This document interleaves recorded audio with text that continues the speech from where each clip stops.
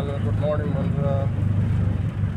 তোমরা যারা ঢাকা থেকে সোনা মসজিদ স্থলবন্দর যেতে চাও তারা বিআরটিসি গাড়ি যেতে পারবে। সকাল 8টায় চলে আসে এটা বাইপাসে, পৌঁছাবে মোটামুটি 11:30 দিয়ে কালসাটে। ভাড়া নেবে 220 থেকে 230 টাকা।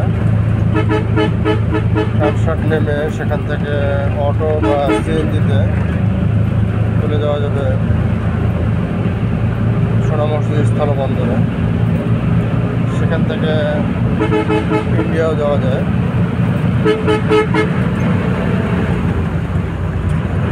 অথবা যে কোনো বাসে রাজশাহী যাওয়া যায়। রাজশাহী ভাড়া নেবে 100 টাকা। তারপরে সোনা মসজিদ কাউন্টারে যে 180 টাকায় টিকিট কেটে একেবারে সোনা মসজিদ স্থলবন্দরে যাওয়া যায়। Okay guys, thanks for watching my page.